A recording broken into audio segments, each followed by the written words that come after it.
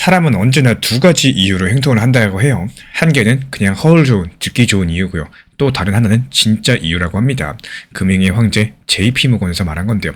이번 마이크로스트래티지 측의 2065년까지 절대 팔지 않겠다. 이 말 자체가 우리 귀에 참 듣기 좋은 신념처럼 들립니다. 하지만 현실을 냉정하게 직시하셔야 돼요. 2065라는 숫자 자체가 이 낭만적인 약속의 기한이 아니라 회사가 갚아야 될 배당과 이자가 빽빽하게 적힌 부채의 달력일 뿐입니다. 이 지금 스트래티지는 단순한 투자 회사를 넘어서 비트코인의 기초 자산으로 신용을 찍어내는 거대한 그림자 은행으로 변모하고 있습니다.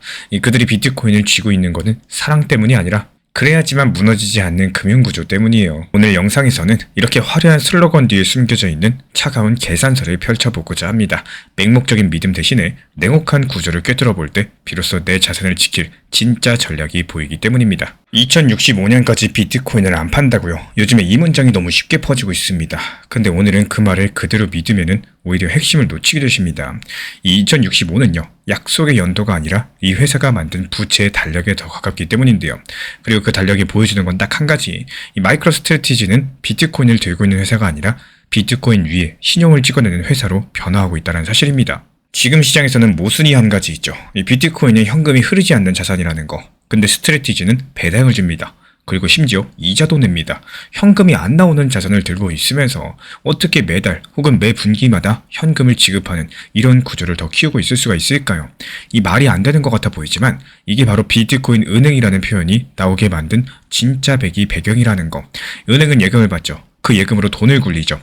예금자한테 또 이자를 줍니다. 스트래티지가 은행이 아니겠지만 이 시장 위에서 비슷한 일을 하려고 하고 있어요. 주식과 우선주 그리고 여러 형태의 신용상품을 발행해서 현금을 끌어와요. 그 돈으로 비트코인을 더 매수해버립니다. 그리고 그 신용투자자에게 배당이라는 형태로 현금을 돌려줍니다. 그래서 많은 분들이 첫 번째로 오해하는 지점이 있습니다. 그렇다면 우선주를 사면은 내 돈은 비트코인으로 담보가 잡히는 건가요? 라는 질문인데요. 근데 회사가 공개한 설명을 보면은 이 우선주들 같은 경우는 비트코인으로 담보가 잡혀있는 구조가 아니에요. 이 말은 어렵지만 쉽게 풀면 이렇습니다. 이 비트코인을 금고에 쌓아두기는 했지만 그 금고에 투자자 이름표가 붙는 건 아니라는 뜻이에요. 이 투자자들은 회사 전체의 자산에 우선권을 갖는 형태로 설계가 된 거기 때문에 어떤 상품은 아예 은행 예금이 아니고 예금 보험도 없고 같은 규제를 받지 않는다라고 써놨습니다. 그러니까 이 구조는 은행이 아니라 은행처럼 보이게 만든 증권이라는 거. 이 차이를 모르시면요, 위험을 잘못 이해하실 수밖에 없게 될 거예요. 그렇다면 여기서 왜 2065라는 숫자가 나왔을까요? 여기서부터가 진짜 핵심이 됩니다. 이 숫자가 그때까지 안 팔겠다가 아니라 배당을 얼마나 오래 낼 수 있나를 보여주려는 계산에서 나온다라는 거. 회사가 최근에 내놓은 설명의 방향성은요, 이 분명합니다. 달러 현금을 따로 쌓아가지고 배당과 이자를 버틸 수 있는 안전판을 만들겠다라는 건데, 정말 최악의 상황까지 가정을 해보면 이 비트코인 가격이 절반으로 떨어져도 배당을 아주 오래 버틸 수 있다라고 말을 해요. 근데 더 중요한 문장이 따라붙습니다. 이 배당을 지급하는 것이 비트코인을 안 파는 것보다 더 중요하다는 식의 발언인데요. 이 한 문장만으로도 무조건 안 판다는 이야기는 설득력을 잃어버립니다. 이 회사가 신념의 회사가 아니라요, 이 수학의 회사가 되려는 거예요. 그리고 여기서 두 번째 모순이 나옵니다. 이 사람들은 세일러는 절대 안 판다는 이미지를 떠올리죠. 하지만 시장은 이미지보다 구조를 봐요. 왜냐면 이 회사가 이제 신용 투자자를 상대하기 시작을 했기 때문인데, 신용 투자자는 낭만을 사지 않습니다.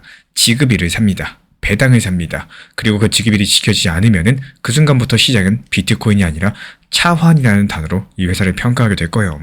그래서 회사가 달러 준비금을 만드는 거는 단순한 방어가 아니라 나는 이제 신용 발행자니까 이 신용 투자자가 원하는 언어로서 안전을 보여주겠다라는 선언이에요. 그렇다면 이 회사가 노리고 있는 진짜 플랜은 과연 무엇일까요? 저는 이것을 한 문장으로 이렇게 정리합니다. 비트코인을 담는 거에서 끝내려고 하는 게 아니라 비트코인을 기반으로 전 세계 투자자에게 서로 다른 신용 상품을 팔아서 자금을 계속 끌어오는 구조를 만드는 거예요. 이 실제로 상품 라인업을 보면은 그 의도가 보입니다. 어떤 우선주는 가장 상위에 두고요. 또 배당을 못 주면은 벌칙처럼 금리가 올라가게 설계를 합니다. 또 어떤 우선주는 월 배당을 주면서 가격이 100달러 근처에 머물도록 배당을 매달 조절합니다. 또 어떤 거는 주가가 올라가면은 전환을 통해서 상승에도 참여하게 해줍니다. 또 어떤 거는요, 더 높은 수익을 주는 대신에 더 뒤에 서게 만듭니다. 그리고 유럽 시장을 겨냥한 유로 표시 상품까지도 냈어요. 이건 그냥 자금 조달이라고 볼 수가 없겠죠. 마치 신용 공장처럼 고객층을 나누고 생산 라인을 만든 겁니다. 그리고 여기서 거시경제가 왜 중요해지는지 바로 연결이 되는데요. 이번 주 기준 미국의 기준금리 목표 범위는 3.5에서 3.75%죠. 이 정도 금리에서도 스트래티지는 10% 안팎의 배당을 내세웁니다. 이 말은 뭐냐? 이 회사의 돈값이 싸지 않다라는 뜻입니다. 그러면 이 구조가 유지되는 조건은 사실 세 가지로 압축해 볼 수 있어요. 먼저 비트코인이 장기적으로 그 비용을 이겨야 돼요. 그리고 두 번째로 자본시장이 열려 있어야 됩니다. 그러니까 사람들이 계속 이 회사의 주식과 우선주를 계속 매수를 해줘야 됩니다. 그리고 세 번째, 이 회사가 만든 현금 안전판이 시장이 흔들릴 때 버텨줘야 됩니다. 이 세 가지가 동시에 맞아 떨어져야지만 이 마이크로 스트래티지라는 회사가 계속 비트코인을 흡수할 수가 있다고 말씀을 드려요. 그렇다면 반대로 하나라도 틀어지면 어떤 일이 생길까요? 여기서 사람들은 공포를 떠올리시지만 저는 공포보다 계산을 봐야 된다고 생각을 해요. 이 회사가 스스로에게 말을 해주는 것처럼 어떤 조건에서는 비트코인을 파는 것이 주주한테 이득이 되는 선택이 될 수 있습니다. 근데 여기서 중요한 거는 팔지 않는다가 아니라 팔지 않기 위해서 어떤 구조를 만들었고 그 구조가 깨지면 어떤 순서로 대응을 할 것인가 여부겠죠. 그래서 우리는 비트코인 가격만 볼 게 아니라요. 이 회사 주가가 비트코인 순자산 대비 어떤 프리미엄을 받고 있는지도 보셔야 돼요. 이 프리미엄이 유지만 되어주면은 회사는 그 프리미엄을 돈으로 바꿔가지고 비트코인을 더 삽니다. 프리미엄이 사라지고 시장이 닫히면은 그때부터는 이야기가 달라지겠죠. 그리고 이 지점에서 비트코인 시장 전체가 받는 의미도 바뀝니다. 예전 같은 경우에는 비트코인이 올라갔을 때 비트코인만 올랐죠. 지금은 비트가 오르면은 비트코인 기반으로 한 신용 구조가 함께 커집니다. 이건 상승장에서는 좋은 촉매제가 될 거예요. 예를 들어가지고 현물 ETF 같은 직접 수요가 쌓이면서 스트래티지 같은 구조가 추가 수요를 얻기 때문인데요. 그런데 하락장에서 또 반대로 신용 구조의 긴장이 비트코인 시장의 변동성을 키울 수가 있습니다. 왜냐하면 신용은 가격이 아니라 이 지급일을 지켜야 되는 세계이기 때문이요. 그렇기 때문에 2065는 낭만이 아니라 달력입니다. 안 판다는 문장보다 더 중요한 거는 배당을 지키기 위해서 무엇을 할 수 있나 이런 질문이겠죠. 이 스트래티지가 노리는 비트코인 은행 플레이는 은행 면허를 따서 예금을 받겠다는 뜻이 아닙니다. 비트를 중심으로써 신용 상품을 발행을 하고 전 세계 자본시장과 연결된 신용 발행자가 되겠다는 뜻이겠죠. 그 구조가 성공하면은 비트코인은 더 깊게 이 제도권 자본의 언어로서 번역이 되어 줄 겁니다. 하지만 그 구조가 커질수록 비트코인은 신용 사이클과 더 강력하게 묶이겠죠. 이 구독자분들께서는 비트코인을 볼 때 가격만 보지 마시고 이 비트를 둘러싼 신용 해충이 두꺼워지는지를 함께 보셔야 돼요. 그리고 MSTR 같은 경우는 비트코인을 대체제로 보시는 게 아니라 이 비트코인을 기반으로 한 신용 발행 기계로 보셔야 됩니다. 이런 관점이 생기시면요. 시장이 떠들썩할 때도 중심을 잡으실 수가 있을 거예요. 삼국지 적벽대전 때 조조는 배들을 쇠사슬로 묶는 연안개를 썼습니다. 이 거센 파도라는 변동성을 잡고 병사들이 평지처럼 걷게 하기 위함이었죠. 지금 이 회사의 전략이 딱 연안개처럼 보여요. 비트코인이라는 배들을 신용과 배당이라는 사슬로 묶어가지고 거대한 금융 요새를 구축을 한 겁니다. 하지만 이것만큼은 기억해주세요. 이 연안개는 순풍의 무적이죠. 하지만 불이 붙으면은 그 사슬 때문에 오히려 도망칠 수가 없다라는 거. 2065년은 약속이 아니라 이 거대한 사슬이 끊어지지 않고 반드시 버텨야 되는 위태로운 시간표라는 겁니다.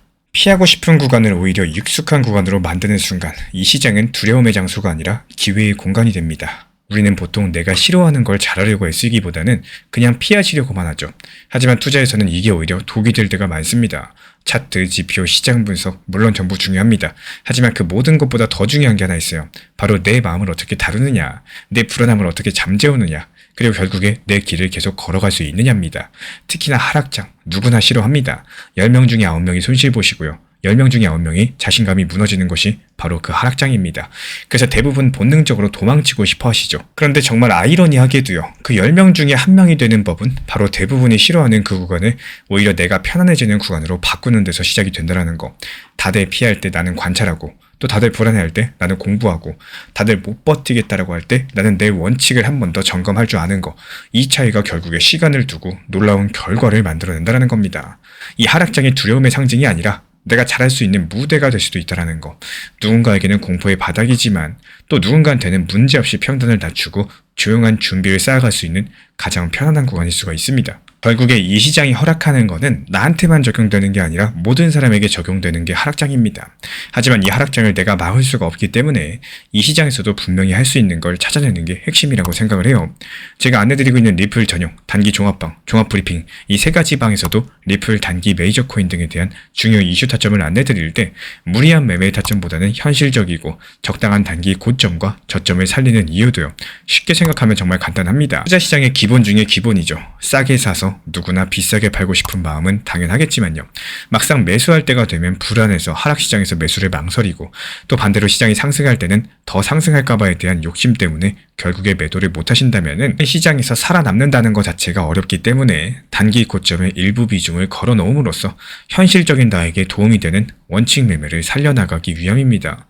이 결국에 시장이 좋을 때 분할 입결하고 현금 비중이라는 제3의 종목을 잘 모아놔야지만이 그 다음 찾아오는 하락시장에서 내가 더 여유롭고 하락시장을 두려워하지 않을 수가 있다는 거예요.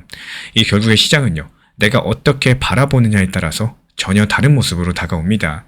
피하고 싶은 구간을 내 편으로 만들기 시작을 할 때 이 시장은 나를 더 이상 흔들지 못한다라는 거. 이런 시장에서 가장 중요한 거는 수익보다 원금을 지키는 일입니다. 이 많은 분들께서 상승장에서 쉽게 돈을 벌지만요.